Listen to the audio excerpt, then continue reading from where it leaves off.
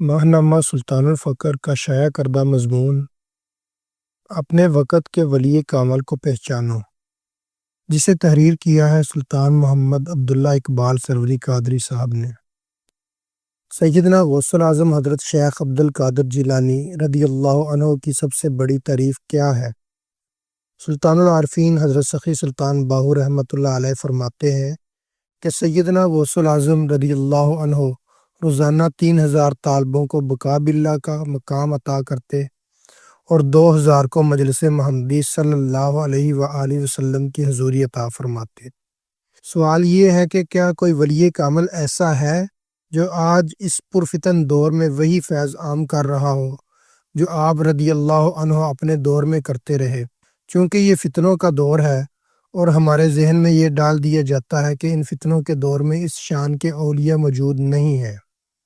افسوسناک بات یہ ہے کہ امت مسلمہ کے بہت سے لوگوں نے بنی اسرائیل کا طریقہ اپنایا ہوا ہے۔ بنی اسرائیل کے پاس جب ایک نبی آتا تو زندگی بھر اس کی مخالفت کرتے، لیکن جب وہ نبی وصال پا جاتا تو اسے سراہنے لگتے۔ جو نیا نبی آتا پھر زندگی بھر اس کی مخالفت کرتے۔ آج یہی طریقہ کار مسلمانوں کا بھی ہے۔ جو زندہ ولی یا مجدد ہو اسے نہیں ماننا، اور جب وہ دنیا سے رخصت ہو جائے تو اس کے گن گانا۔ یہ ایسا زہر قاتل ہے جو باطن کے سفر کو تباہ کر دیتا ہے۔ اگر آپ پہلے ہی یہ عقیدہ بنا چکے ہوں کہ ولی موجود ہی نہیں ہے تو پھر آپ کے سامنے ولی آ بھی جائے تو اس کا انکار کریں گے، کیونکہ دل سے تو آپ پہلے ہی انکار کر چکے ہیں۔ اگر ولی کا پتہ چل بھی جائے تو اس کی شان نہ پہچانیں گے، کیونکہ دل تو یہ تسلیم کر چکا ہے کہ آج کے دور میں اس شان کے ولی ہوتے ہی نہیں۔ اس موقع پر اگر اللہ اپنے ولی کی شان آپ پر ظاہر بھی کر دے تو آپ انکار کر دیں گے۔ یہ ایسا ہی ہے جیسے شیطان نے حق کو جھٹلایا۔ شیطان بھی اللہ کو مانتا تھا، اس نے صرف اللہ کے خلیفہ کا ہی انکار کیا تھا، اور ولی کا انکار کرنے والا بھی اللہ کے خلیفہ کا ہی انکار کرتا ہے۔ آج مسلمانوں کے زوال کا سبب یہی عقیدہ ہے۔ اس کے متعلق حضرت سخی سلطان باہو رحمۃ اللہ علیہ فرماتے ہیں، جب فتنے بڑھ جاتے ہیں تو اللہ تبارک و تعالیٰ اولیاء کی شان بڑھا دیتا ہے۔ یہی طریقہ اللہ کا بھی رہا کہ جو قوم زیادہ گمراہ ہوتی اس کی طرف اولوالعزم پیغمبر کو بھیجا جاتا۔ سب سے تباہ کن معاشرہ عرب کا تھا، تو اس معاشرے کی اصلاح کے لیے نبی آخر الزماں وجہ کائنات حضرت محمد صلی اللہ علیہ وآلہ وسلم کو بھیجا۔ لہٰذا یہ سوچنا کہ اب فتنوں کا دور ہے اور اولیاء کی شان وہ نہیں، تو یہ بات سراسر دین سے میل نہیں رکھتی، کیونکہ یہ بات قرآن سے بھی ثابت ہے۔ کل یوم ہوا فی شان، سورۃ الرحمن آیت نمبر 29۔ ترجمہ: ہر روز ہو کی نئی شان ہے۔ حضرت ذوالقرنین کے واقعہ سے پتہ چلتا ہے کہ اولیاء کی شان دراصل اللہ کی شان ہے۔ قرآن میں ہے کہ جب حضرت ذوالقرنین نے ایک قوم اور یجوج مجوج کے درمیان دیوار بنا دی تو لوگوں نے ان کی تعریف بیان کی تو انہوں نے کہا، قال ھذا رحمۃ من ربی، سورۃ الکہف آیت نمبر 92۔ ترجمہ: یہ میرے رب کی رحمت ہے۔ اس کا مطلب یہ ہوا کہ اولیاء کی شان دراصل اللہ کی رحمت کو بیان کرنے کے مترادف ہے، یعنی اولیاء کی شان کو کم کرنا معاذ اللہ اللہ کی شان کو کم کرنا ہے۔ شان بھی وہی ہے، بس لباس نیا ہے۔ سوچنے کی بات ہے کہ اگر ذات وہی ہے تو پھر ہم کیوں کہتے ہیں کہ اس کی شان معاذ اللہ وہ نہیں؟ اب ابتدائی سوال کو دوبارہ دہراتے ہیں کہ سیدنا غوث اعظم رضی اللہ عنہ کی سب سے بڑی تعریف کیا ہے؟ سلطان العاشقین حضرت سخی سلطان محمد نجیب الرحمن مدظ اللہ الاقدس فرماتے ہیں کہ ولی کامل کی سب سے بڑی تعریف یہ ہے کہ اس کی پہچان حاصل کر لی جائے۔ ایک ولی کامل کا جب وصال ہوتا ہے تو ان کے اندر جو حقیقت جلوہ گر ہوتی ہے وہ کدھر جاتی ہے؟ اس حقیقت کو تو موت نہیں، موت تو جسم کو ہے، جیسا کہ ارشاد باری تعالیٰ ہے، کل نفس ذائقۃ الموت، سورۃ العنکبوت آیت نمبر 57۔ ترجمہ: ہر نفس نے موت کا ذائقہ چکھنا ہے۔ کسی نے سلطان العاشقین مدظ اللہ الاقدس سے پوچھا کہ نفس کیا ہے تو فرمایا، نفس یہ جسم ہے۔ انسان کی جو حقیقت ہے اس کے متعلق عبد الکریم الجیلی رحمۃ اللہ علیہ فرماتے ہیں، حقیقت ازل سے ابد تک ایک ہی ہے، وہ ہر زمانے کے مطابق لباس بدلتی ہے۔ ذرا غور و فکر کیجئے، سیدنا غوث العظم رضی اللہ عنہ کی باطنی حقیقت دور حاضر میں کہاں جلوہ گر ہے؟ کون ہے وہ عظیم ہستی جو آج ویسے ہی دین کی تجدید کر رہی ہے جیسے آپ رضی اللہ عنہ نے کی؟ تجدید یہ ہے کہ دین کی اصل روح کو قائم رکھتے ہوئے زمانہ کے مطابق کیا جائے، کیونکہ اللہ فرماتا ہے کہ زمانہ میں خود ہوں۔ تجدید بھی دو قسم کی ہوتی ہے، جزوی تجدید اور کامل تجدید۔ کون ہے وہ جس کا مزاج سیدنا غوث العظم رضی اللہ عنہ کے مزاج جیسا ہے، جس کی حقیقت پاکیزگی، اعتدال، تعصبات سے آزاد سوچ، زمانے کی رفتار کے مطابق ہمت، رہنمائی، تعمیر نو کی اہلیت سیدنا غوث العظم رضی اللہ عنہ کی عطا سے ان جیسی ہے، بلکہ ان کی شبیہ ہے۔ کون ہے وہ ہستی جو شبیہ غوث العظم ہے؟ کون ہے وہ ہستی جس کو مجلس محمدی صلی اللہ علیہ وآلہ وسلم سے شبیہ غوث العظم کا لقب ملا؟ باخدا وہ ہمارے مرشد کریم سلطان العاشقین حضرت سخی سلطان محمد نجیب الرحمن مجز اللہ الاقدس ہے، جنہوں نے خود کو سیدنا غوث العظم رضی اللہ عنہ کی ذات و صفات سے موصف کر لیا ہے۔ سبحان اللہ! تاریخ میں کچھ کام ایسے ہوتے ہیں جن کا بحکم الہی وقوع پذیر ہونا اٹل ہوتا ہے۔ اگر کوئی ایک شخص وہ کام کرنے میں ناکام رہے تو اللہ کسی دوسرے شخص کو اس کا وسیلہ بنا دیتا ہے، جیسا کہ تمام اولیاء اللہ کا یہ فریضہ ہوتا ہے کہ وہ لوگوں کا تزکیہ کریں تاکہ لوگ فلاح پا سکیں۔ تاہم کچھ کام ایسے ہوتے ہیں جو کسی ہستی کے ساتھ منسوب ہوتے ہیں۔ وہ کام اللہ اپنے خاص بندوں سے لیتا ہے اور اس کی توفیق اور صلاحیت صرف انہی کو عطا کی جاتی ہے۔ اس مضمون میں ان دو ہستیوں کے متعلق بیان کیا جا رہا ہے جنہوں نے ایسے کام کیے جو قیامت تک کے لیے ان کی پہچان بن گئے، وہ کسی اور سے منسوب نہیں کیے جا سکتے۔ ان میں سے ایک ہستی سیدنا غوث العظم حضرت شیخ عبد القادر جیلانی رضی اللہ عنہ ہے، اور دوسری ہستی دور حاضر کے مجدد سلطان العاشقین حضرت سخی سلطان محمد نجیب الرحمن مجز اللہ الاقدس۔ سیدنا غوث العظم رضی اللہ عنہ کے دور میں جو حالات تھے، بالکل ویسے ہی حالات آج شبیہ غوث العظم سلطان العاشقین مجز اللہ الاقدس کے دور میں بھی ہیں۔ بین الاقوامی سطح پر دیکھیں تو مسلمان رسوا ہو رہے ہیں، دنیا پر غیر مسلم حکومت کر رہے ہیں، مسلمان حکومتیں زوال کا شکار ہیں، مسلمانوں کی کوئی اہمیت ہی نہیں۔ فرقہ واریت کا فتنہ دیکھ لیں تو پوری امت فرقہ در فرقہ تقسیم ہے، ہر عالم دوسرے کو غلط کہہ کر اپنے آپ کو قرآن و حدیث سے صحیح ثابت کرتا ہے۔ ہر طرف منافقت، بدکاری اور دیگر باطنی بیماریوں کا بازار گرم ہے۔ تصوف اور باطن کا دعویٰ کرنے والے ہر کونے میں موجود ہیں۔ نام نہاد پیر لوگوں کے ایمان پر ڈاکہ ڈال رہے ہیں۔ جھوٹے پیروں نے دنیا اسلام میں ادم مچا رکھا ہے۔ اب تو معاذ اللہ خواتین بھی پیر بننے کا دعویٰ کرتی ہیں اور لوگوں میں مرید کرتی ہیں۔ یاد رکھیں، اللہ فرماتا ہے یوم ندعو کل اناس بامامہم، سورۃ بنی اسرائیل آیت نمبر 71۔ ترجمہ: وہ دن یاد کریں جب ہم لوگوں کے ہر طبقہ کو ان کے امام یعنی پیشوا کے ساتھ بلائیں گے۔ اس لیے ضروری ہے کہ مرشد یا امام کا انتخاب صحیح کریں، کیونکہ قیامت کے دن اللہ نے اسی کے ساتھ آپ کو بلانا ہے۔ مرشد ایسا ہو جس کے ساتھ اللہ کے سامنے حاضر ہوں تو اللہ کی بارگاہ میں مقبول ہو جائے۔ اگر آج سیدنا غوث العظم رضی اللہ عنہ کی حقیقت کہیں جلوہ گر ہے تو پھر یقیناً سیدنا غوث العظم رضی اللہ عنہ جیسے کمالات کا ظہور بھی ہوا ہوگا۔ جیسا بیج ہوتا ہے ویسی ہی فصل اگتی ہے۔ اگر حقیقت سیدنا غوث العظم رضی اللہ عنہ کی ہے تو پھر کمالات بھی ان کی شبیہ ہونے چاہیے۔ سیدنا غوث العظم رضی اللہ عنہ نے خود بے انتہا ریاضتیں کاٹیں، جبکہ اپنے مریدین کو اس سے آزاد کر دیا، ان کے لیے راہ حق آسان کر دی۔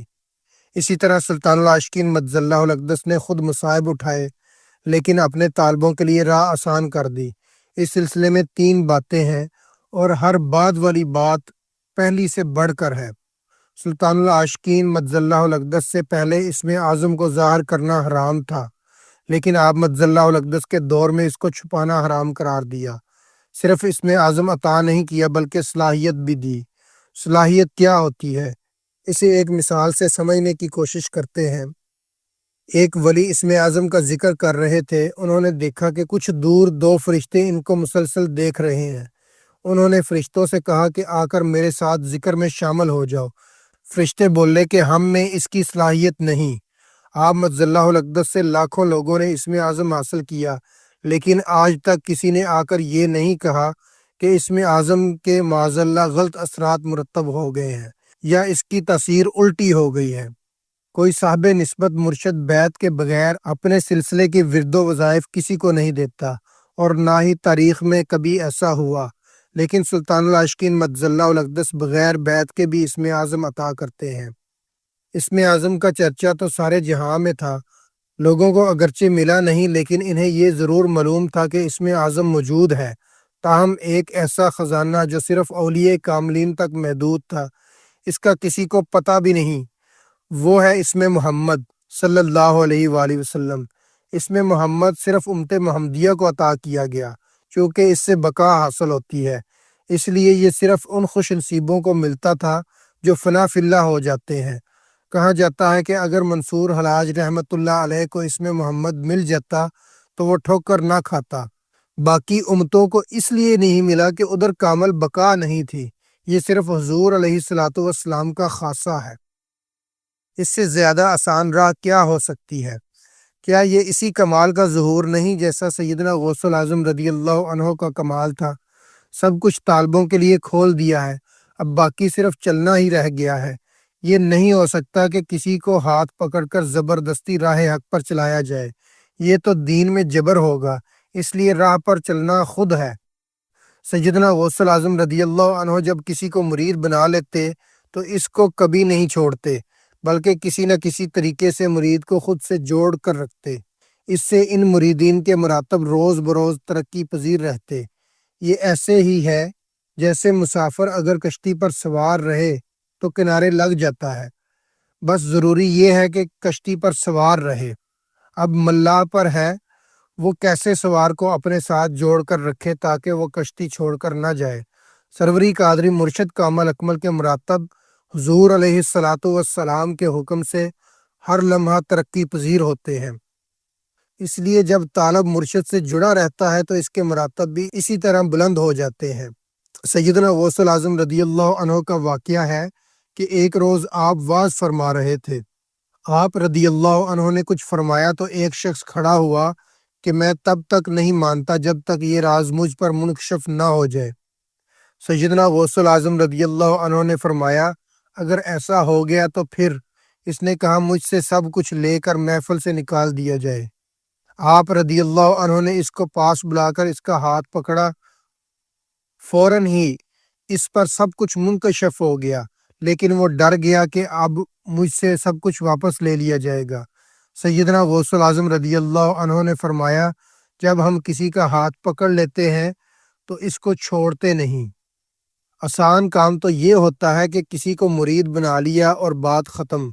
پاکستان میں تو ایسے فریبی اور دھوکے باز نام نہاد پیر کثیر ہیں کہ ایک بار مرید بنا لیا اور سال ہر سال ان سے رقم بٹورتے رہے، نہ ان کی تربیت کی، نہ صراط مستقیم کی طرف رہنمائی کی، اور نہ ہی ان کو اپنے ساتھ جوڑا۔ اب بات کرتے ہیں کہ سلطان العاشقین مجزل اللہ الاقدس کس طرح مریدین کو اپنے ساتھ جوڑتے ہیں، بلکہ میں کہتا ہوں کہ جس طرح آپ مجزل اللہ الاقدس نے اس معاملہ میں انتہا کی ہے کسی اور ولی نے ایسا کام نہیں کیا ہوگا۔ کچھ ایسے سوالات ہیں جن کا جواب ہی اس حقیقت کو آشکار کرتا ہے، جیسا کہ سلطان العاشقین مجزل اللہ الاقدس ہر مہینے ایک عظیم الشان محفل منعقد کرواتے ہیں۔ اس کا کیا مقصد ہے؟ ہر ہفتہ منعقد ہونے والی بزم سلطان العاشقین کس لیے ہے؟ جمعہ سے اتوار تک آپ مجزل اللہ الاقدس خانقاہ میں قیام فرماتے ہیں اور اکثر اوقات 1 سے 2 ہفتے خانقاہ میں خصوصی قیام فرماتے ہیں۔ اس کے پیچھے کیا حکمت ہے؟ دعوت و تبلیغ کے لیے قافلوں کو مختلف شہروں میں روانہ فرماتے ہیں تاکہ لوگوں کو آپ مجزل اللہ الاقدس کی بارگاہ میں لایا جائے۔ وہ کس لیے ہے؟ اتنی وسیع و عریض خانقاہ میں قیام و طعام کا وسیع انتظام ہے، اس کی کیا وجہ ہے؟ مسجد زہرا کے قیام کا مقصد کیا ہے؟ تحریک دعوت فقر کے اتنے شعبہ جات قائم فرمانے کی وجہ کیا ہے؟ اس کے علاوہ فیس بک، کورا، انسٹاگرام، لنکڈ ان، پنٹرسٹ تھریڈز اور دیگر سوشل میڈیا فورمز پر اکاؤنٹ بنانے کا مقصد کیا ہے، اور جو طالبان مولا ان اکاؤنٹس کو مینیج کرتے ہیں اس کی وجہ کیا ہے۔ ماہ نامہ سلطان الفقر شائع ہوتا ہے، کثیر کتب شائع کی جاتی ہیں، ویب سائٹس کے ذریعے پیغام حق کو دنیا کے کونے کونے میں پھیلایا جا رہا ہے۔ کثیر لوگ جو ان شعبہ جات میں مختلف امور سر انجام دے رہے ہیں، آخر اس سب کا کیا مقصد ہے؟ ایسے ہزاروں سوال ہیں جن سب کا جواب ایک ہے کہ یہ سب اس لیے ہے کہ مریدین اور طالبان مولا سلطان العاشقین مدظ اللہ الاقدس سے جڑے رہیں۔ یہ ہے سیدنا غوث الاعظم رضی اللہ عنہ کی حقیقت کا اظہار۔ بیعت کے معاملے میں جو انقلابی قدم سیدنا غوث الاعظم رضی اللہ عنہ نے اٹھایا، اسی سنت پر عمل کرتے ہوئے سلطان العاشقین مدظ اللہ الاقدس نے بھی انقلابی قدم اٹھایا۔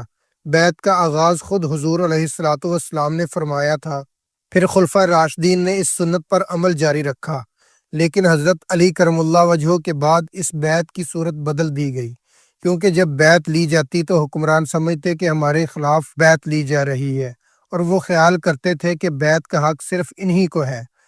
امام حسن بصری رضی اللہ عنہ کو حضرت علی کرم اللہ وجہہ نے امانت منتقل فرمائی تو بیعت کی یہ صورت چھوڑ دی گئی، خرقہ دیا جانے لگا۔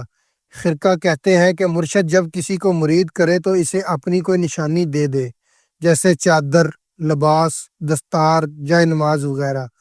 اسی طرح سلسلہ چلتا رہا اور لوگ خفیہ طور پر بیعت ہوتے رہے، کوئی ڈر کر یہ راہ ہی نہ چلتا، کیونکہ بیعت کے بغیر تو سفر شروع ہی نہیں ہوتا، طے ہونا تو دور کی بات ہے۔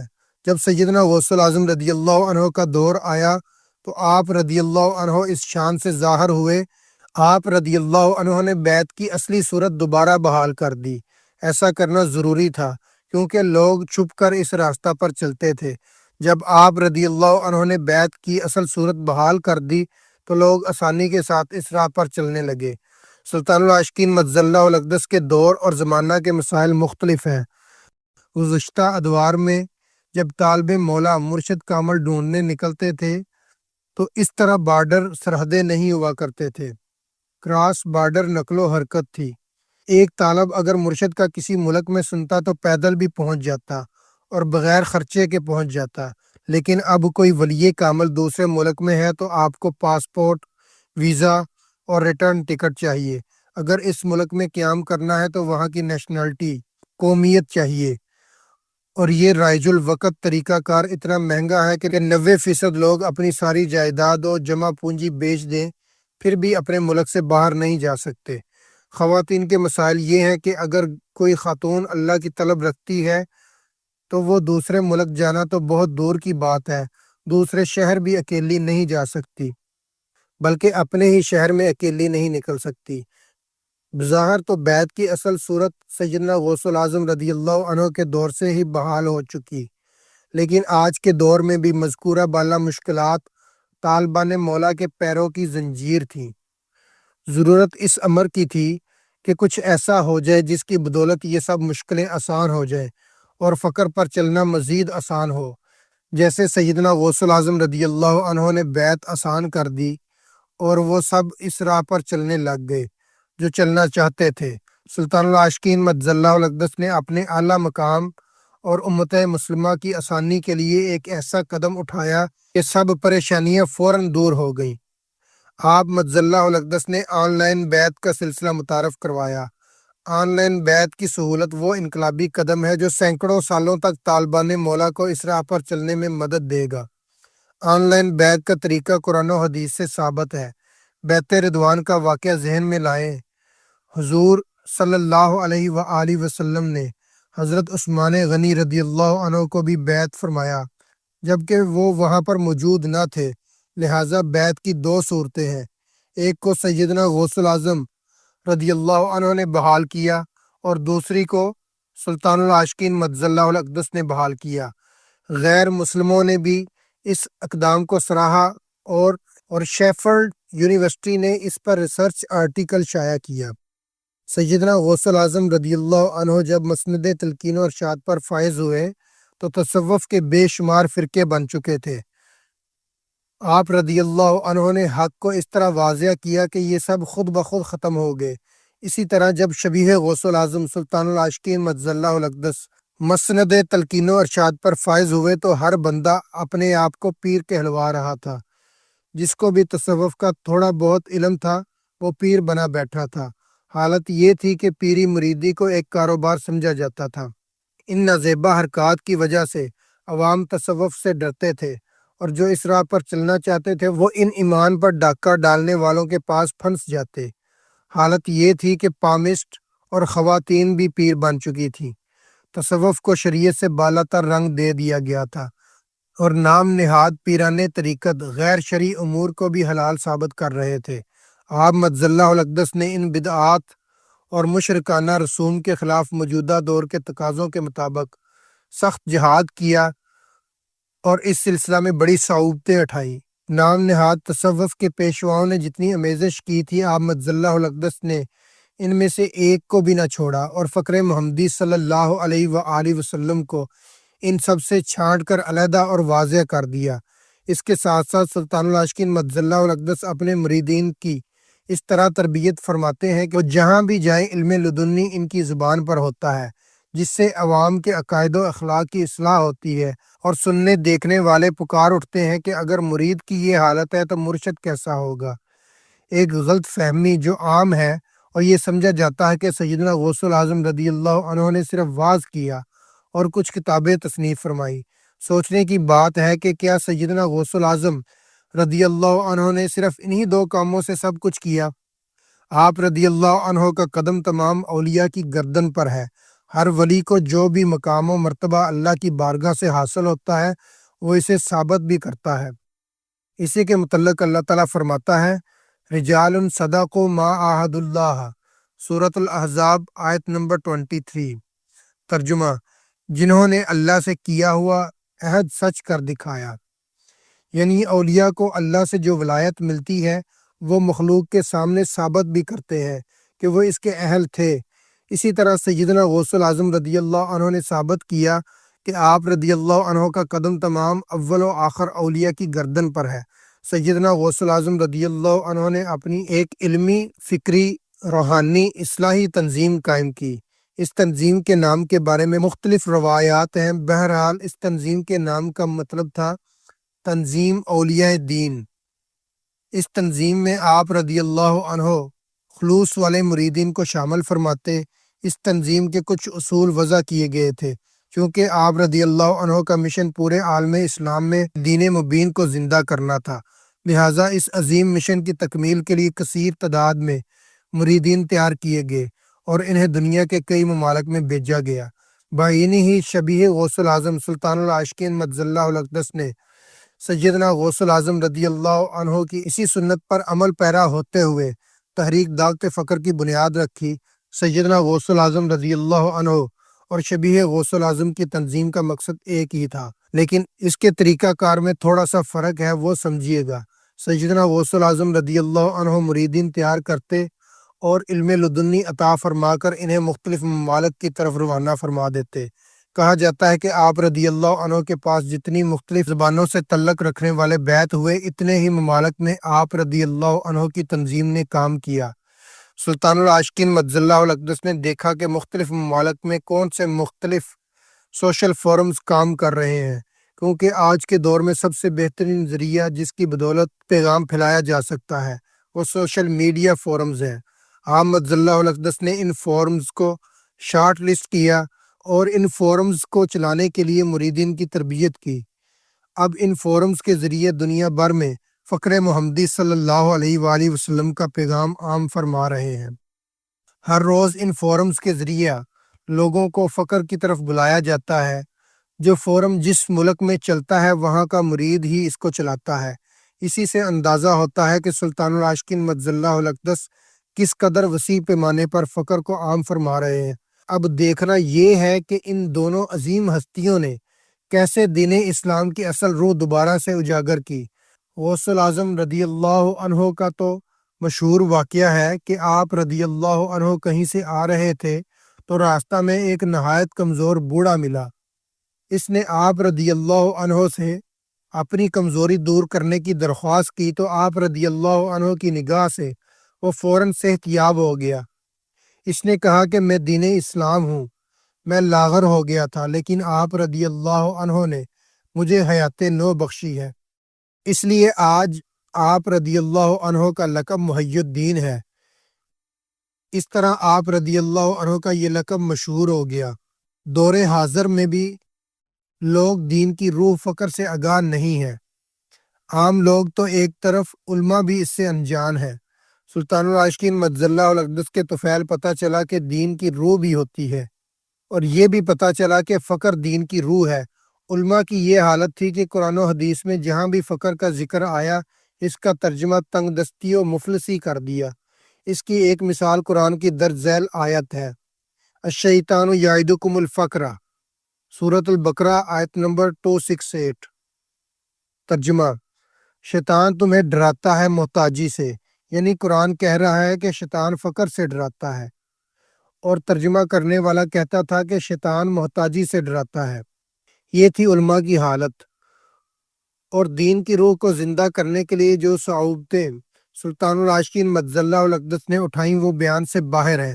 آپ مجد اللہ الاقدس نے جس قدر محنت کی، اس کا نتیجہ آپ ملاحظہ کر سکتے ہیں۔ دین اسلام کی روح کو عام کرنے کی تحریک آپ مجد اللہ الاقدس نے اس طور پر چلائی کہ آج جو فقر کے بارے میں جاننا چاہے وہ دنیا کے کسی بھی کونے میں بیٹھ کر یہ بات جان سکتا ہے، اور اگر کوئی فقر کا متلاشی ہے تو فقر اس سے چھپ نہیں سکتا۔ یہ بات بھی حق ہے کہ جو انتظام آپ نے کیا ہے، اب تا قیامت فقر کی حقیقت لوگوں پر واضح ہوتی رہے گی۔ سیدنا غوث الاعظم رضی اللہ عنہ نے وہ انفرادی انقلاب برپا کیا کہ اس کے اثرات آج بھی دیکھے جا سکتے ہیں۔ اسی طرح شبیہ غوث الاعظم نے مسلم امہ کی خرابیوں کو غور سے دیکھا اور یہ کھوج لگایا کہ ان میں بنیادی خرابی کون سی ہے جس سے تمام خرابیوں کی جڑیں نکلتی ہوں۔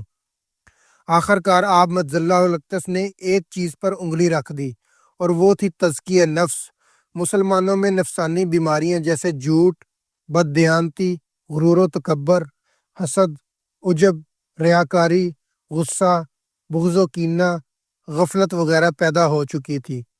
مسلمانوں میں ہر طرف اخلاقی و انحطاط رونما ہو چکا تھا، جس کے اثر سے کوئی طبقہ خالی نہ رہا۔ مسلمانوں کی انفرادی زندگی قرآن اور سنت کی روشنی سے بڑی حد تک خالی تھی۔ مسلمانوں کی زندگی بدعات و خرافات سے بری ہوئی تھی۔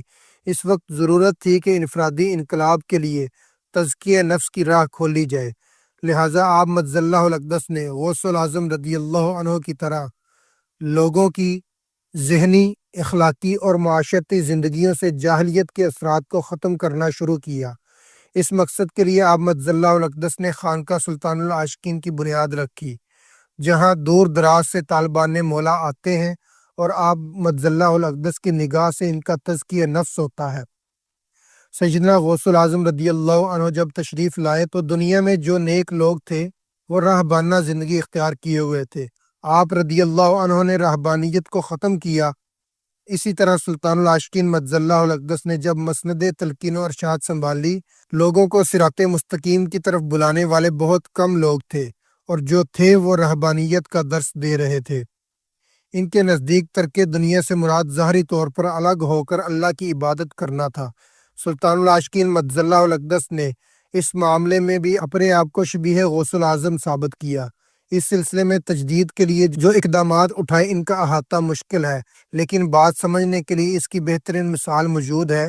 کثیر مرد و خواتین جو آپ مجد اللہ الاقدس کے ہاتھ پر بیعت ہوئے اور انہیں معرفت کا جام ملا تو وہ فوراً پکار اٹھے کہ حضور، ہم سب کچھ چھوڑ کر آپ کی بارگاہ میں رہنا چاہتے ہیں۔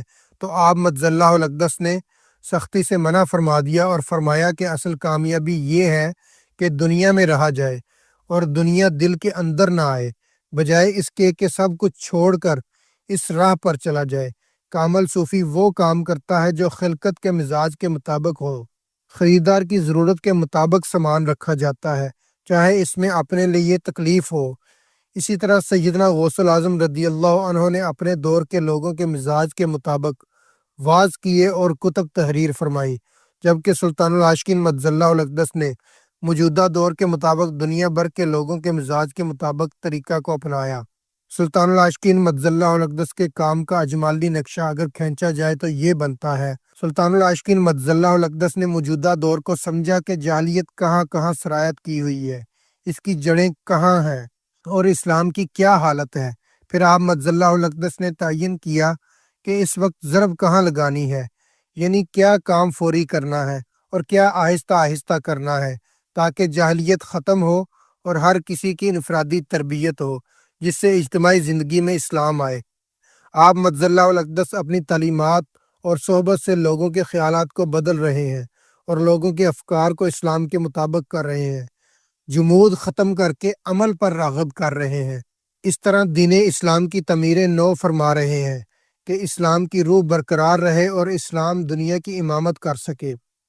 انفرادی تربیت فرما کر اسلام کے ابھرنے کا راستہ پیدا کر رہے ہیں۔ سلطان العاشقین مجزل اللہ الاقدس سیدنا غوث العظم رضی اللہ عنہ کی طرح عالمگیر تحریک چلا رہے ہیں اور اس نعمت عظمیٰ کو ایک ملک تک محدود نہیں رکھا۔ پہلی صدی میں وہ کامل صوفی جنہوں نے تاریخ کا دائرہ بدلا وہ سیدنا غوث العظم رضی اللہ عنہ ہے، اور اس صدی میں جنہوں نے تصوف کے نظام کو دوبارہ کھڑا کیا وہ شبیہ غوث العظم سلطان العاشقین مجزل اللہ الاقدس ہیں۔ آپ مجزل اللہ الاقدس نے روح اسلام کو تازہ کیا اور کر رہے ہیں، اور ایسا لٹریچر اور علم چھوڑا ہے کہ فقر محمدی صلی اللہ علیہ وآلہ وسلم تا قیامت چھپ نہیں سکتا۔ جو چیز آپ کو شبیہ غوث العظم سلطان العاشقین مجزل اللہ الاقدس کی بارگاہ سے حاصل ہو سکتی ہے وہ دنیا میں کہیں اور سے حاصل نہیں ہو سکتی۔ اس کی گواہی وہ لوگ دے سکتے ہیں جنہوں نے سلطان العاشقین مجزل اللہ الاقدس سے فقر کی نعمت پائی۔ سلطان العاشقین مجزل اللہ الاقدس نے جب مسند تلقین و ارشاد سنبھالی تو اس وقت پڑھے لکھے لوگ یہ سمجھتے تھے کہ دین محمدی صلی اللہ علیہ وآلہ وسلم کو معاذ اللہ بہت عرصہ ہو چکا، اس لیے وہ موجودہ دور کے لیے نہیں ہے۔ لیکن جب آپ مجزل اللہ الاقدس نے لوگوں کی تربیت کی اور ان کی رہنمائی فرمائی تو قرون اول کے صحابہ رضی اللہ عنہم اور تابعین کی یادیں تازہ ہو گئیں۔ آپ مجزل اللہ الاقدس کو دیکھ کر اہل بصارت یہ سوچنے پر مجبور ہو جاتے ہیں کہ اس پایا کی بزرگ ہستی ہمارے درمیان موجود ہے۔ آپ مجزل اللہ الاقدس نے اپنے عمل اور تعلیمات سے واضح کیا کہ دین دنیا بھر میں عام کرنے کے لیے ضروری ہے کہ موجودہ دور کے تمام فورم سے دین کو عام کیا جائے۔ سلطان العاشقین مجزل اللہ الاقدس نے جو کتب لکھی ان کا انداز بیاں، خیالات، نظریات، مواد، تحقیقی کسی چیز پر بھی ماحول کا کوئی اثر دکھائی نہیں دیتا، حتیٰ کہ اس کے اوراق کی سیر کرتے ہوئے یہ گمان نہیں ہوتا کہ یہ سب ایسے معاشرے میں لکھا گیا جس کے گرد و پیش عیاشی، نفس پرستی، قتل و غارت، ظلم و جبر، بد امنی اور طوائف الملوکی کا طوفان برپا تھا۔ آپ مجزل اللہ الاقدس نوجوان نسل کے دل و دماغ میں نئی روشنی پیدا کر رہے ہیں۔ اس طرح آپ مجزل اللہ الاقدس نے آزاد خیالی کی بنا پر نئی دنیا بنائی۔ بقول علامہ اقبال رحمۃ اللہ علیہ، جہان تازہ کی افکار تازہ سے ہے نمود، کہ سنگ و خشت سے ہوتے نہیں جہان پیدا، اپنی دنیا آپ پیدا کر اگر زندوں میں ہے، سر آدم ہے ضمیر کن فکاں ہے زندگی۔ آپ مجزل اللہ الاقدس نے صدہا برس کی جمی ہوئی غلط فہمیوں کا غبار چھانٹا، غلط عقائد کے بنے ہوئے پختہ سانچے کو توڑ کر اس کے ملبے سے اصلی اور ازلی پائیدار نعمت فقر کو نکال کر دنیا کے سامنے رکھ دیا۔ عوام الناس کے لیے دعوت عام ہے، دل و جان اور یقین کے ساتھ سلطان العاشقین مجزل اللہ الاقدس کے مرید ہو جائیں۔ اس دور میں اور آنے والے دور میں تا قیامت اگر کسی کو معرفت حاصل ہوگی تو باخدا سلطان العاشقین مجزل اللہ الاقدس کے در سے ہوگی۔ اس لیے در کو خلوص سے پکڑیے اور گردن جھکا کر دعا کیجیے کہ اے ازل کے بیدوں کے میں خانہ کے ساقی، مجھے میں قدائے معرفت سے ایک قطرہ دے دے۔ آمین۔